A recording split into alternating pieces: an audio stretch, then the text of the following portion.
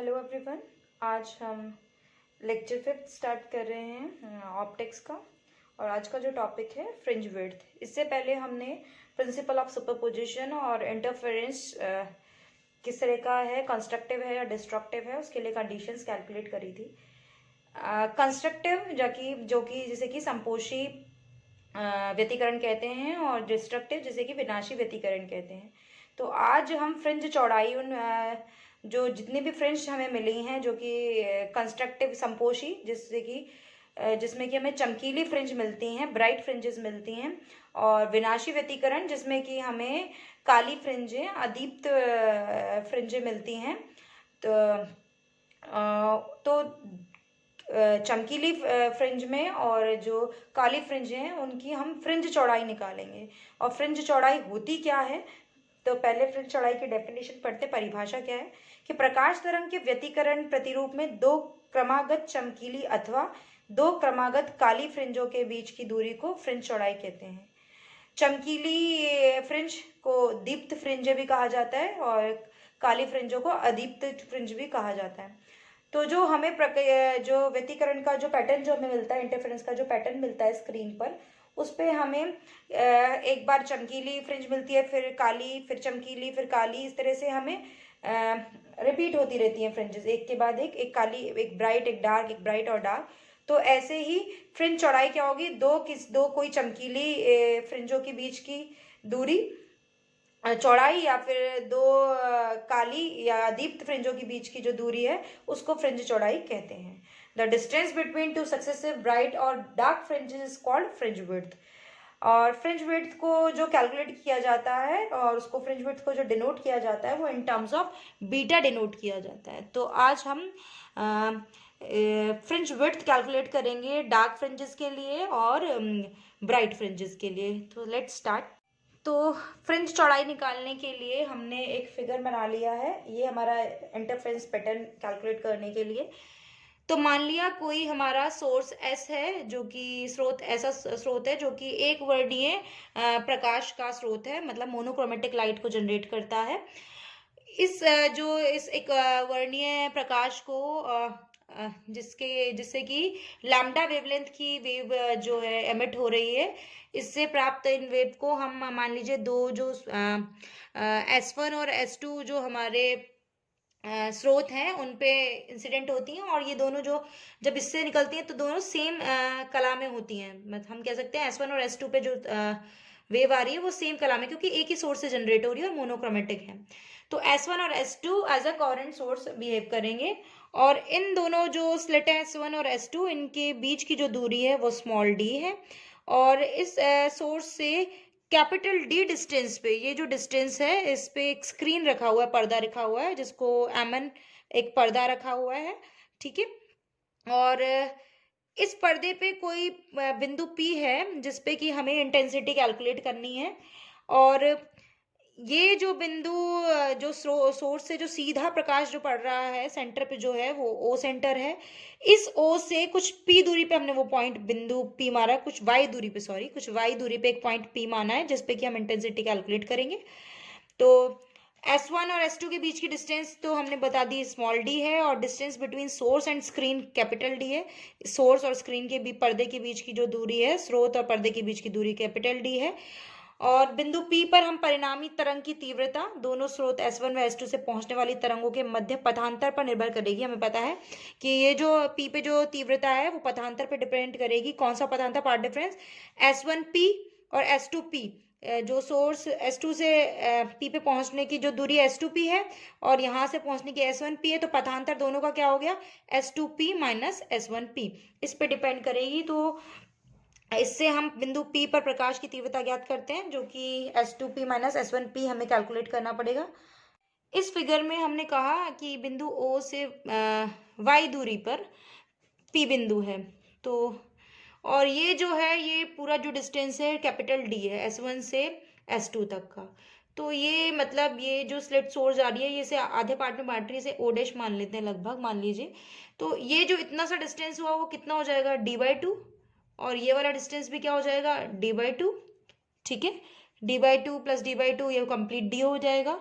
और इस बिंदु से अगर हम माने ये कोई हमने पॉइंट बना लिया है, S1 से डायरेक्ट हमने इस पे लंब डाला है, ये Q पॉइंट पर है, और S2 से ये R है। तो ये जो दूरी है हमारी QP जो दूरी है, ये कितनी हो जाएगी, ये पूरा Y है, तो ये कितना हो जाएगा, इस y में से इतना पार्ट निकाल दें तो ये QP निकल जाएगा, और इतना पार्ट कितना है, d/2। तो QP हमारा हो जाएगा y माइनस d/2। इसी तरीके से PR क्या हो जाएगा हमारा, अगर यहाँ से यहाँ तक की दूरी निकालें PR, तो ये कितना हो जाएगा, ये तो कंप्लीट y है, और प्लस एडिशन में कितना आ रहा है, d/2, तो ये हो जाएगा y प्लस d/2। ये हम क्यों ले रहे हैं, क्योंकि हम S2P और S1P कैलकुलेट करने के लिए ये हमारा एक राइट एंगल ट्रायंगल की तरह काम करेगा। तो पहले S2P कैलकुलेट करना है हमें, ये वाला डिस्टेंस कैलकुलेट करना है। तो ये एक राइट एंगल ट्रायंगल बन रहा है समकोण बन रहा है, और इसमें हम अगर पाइथागोरस थ्योरम लगाएं तो क्या हो सकती है कि S2P का square is equal to S2R का स्क्वायर प्लस PR का स्क्वायर। ठीक है, S2P का होल स्क्वायर, पाइथागोरस थ्योरम क्या कहती है कि कर्ण का स्क्वायर बराबर आधार का स्क्वायर प्लस लंब का स्क्वायर। यहाँ कर्ण क्या है, S2P का whole square is equal to आधार का स्क्वायर S2R का स्क्वायर प्लस लंब का स्क्वायर PR का स्क्वायर। ठीक है, तो ये कितना हो जाए। इसी तरीके से अगर हम S1P इस वाले PS1Q वाले अगर ट्राइंगल में चले तो क्या हो जाएगा, S1P का whole square is equal to S1Q का whole square is equal plus PQ का स्क्वायर। तो इन दोनों से हम S1P और S2P कैलकुलेट कर सकते हैं, और उससे हम S2P माइनस S1P लिख सकते हैं। तो इसे हम कैलकुलेट करते हैं। सो फिगर में हमने QP is equal to y minus d/2 और PR is equal to y plus d/2 बता दिया कैसे लिखा है। तो फ्रॉम ट्राइंगल S1QP, तो पहली इक्वेशन जो पाइथागोरस थ्योरम से हम लिख सकते हैं S1P का whole square is equal to S1Q का होल स्क्वायर प्लस QP का होल स्क्वायर। और S1P का ये होल स्क्वायर चल रहा है, S1Q क्या है, सोर्स से स्क्रीन की दूरी है, तो वो कितनी है, कैपिटल D है, तो D का कैपिटल D का स्क्वायर प्लस QP हम लिख चुके हैं y माइनस d/2 का होल स्क्वायर। तो S1P का होल स्क्वायर लगभग क्या हो जाएगा, यहाँ से d स्क्वायर कॉमन लेंगे तो 1 प्लस और नीचे d स्क्वायर चला जाएगा, y माइनस d/2 का whole square over d square. और ये S1P क्या हो जाएगा, इससे इसके पूरे पे अंडर रूट लग जाएगा, तो d स्क्वायर इसका क्या रह जाएगा, d प्लस इस पूरी टर्म का क्या हो जाएगा, हाफ हो जाएगा। इसी इक्वेशन को इसको S1P को हम क्योंकि हाफ में है तो इसको बायनोमियल थ्योरम से हम अगर इसे एक्सप्रेस करें, द्विपद प्रमेय विस्तार श्रेणी से इसे हम लिखना चाहें तो क्या लिख सकते हैं, S1P is equal to D, और इसको हम एक्सप्रेस कर सकते हैं 1 प्लस 1 ओवर 2D का होल 2D का स्क्वायर y माइनस d/2 का whole square plus 1/2D cube और y माइनस d/2 का होल क्यूब चलेगा। इस तरह से हायर टर्म्स चलेंगी।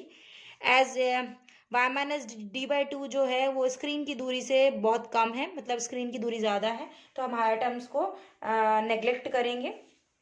तो ये लिख सकते हैं इसे S1P is equal to D plus 1 over 2D रह जाएगा, y माइनस d/2 का होल स्क्वायर। ये इक्वेशन हमारी 1 हो गई। सिमिलरली हम S2P के लिए लिख सकते हैं कि S2P का होल स्क्वायर क्या हो जाएगा, S2P का whole square is equal to S2R का होल स्क्वायर प्लस RP का स्क्वायर। S2R वही स्क्रीन से सोर्स की दूरी जो कि D स्क्वायर है, प्लस y प्लस d/2, हम जो RP है वो निकाल चुके थे, y प्लस d/2 का होल स्क्वायर। इसी तरीके से सेम मैं पहले जैसे किया था, इसको अगर हम द्विपद प्रमेय से खोल लेंगे और सेम उसी तरह से इक्वेशन लिख सकते हैं। तो S2P का whole square is equal to D square 1 plus 1 over D square y plus d/2 का होल स्क्वायर। यहाँ हमने d स्क्वायर कॉमन ले लिया था, S2P का क्या हो जाएगा, स्क्वायर का यहाँ अंडर रूट लग जाएगा, और इसको हम खोल लेंगे द्विपद प्रमेय से। तो ये S2P हो जाएगा D into 1 plus 1 over 2D का स्क्वायर y प्लस d/2 का होल स्क्वायर प्लस और आगे, और इन हायर टर्म्स को नेग्लेक्ट करते हुए एज स्क्रीन की जो डिस्टेंस है कैपिटल D है वो y प्लस d/2 से ज़्यादा है, तो S2P क्या हो जाएगा, D plus capital D plus over 2D over y plus d/2 का होल स्क्वायर। अब ये इक्वेशन सेकंड हो गई, ये S2P मिल गया सेकंड से, और फर्स्ट इक्वेशन से S1P मिल गया, तो पथांतर क्या होता है, S2P माइनस S1P। तो ये इन दोनों सेकंड माइनस 1 इक्वेशन करेंगे तो क्या हो जाएगा, D प्लस इस इक्वेशन में से फर्स्ट इक्वेशन माइनस कर देंगे तो D plus 1/2D y plus d/2 का whole square minus first equation थी D plus 1/2D y minus d/2 का होल स्क्वायर।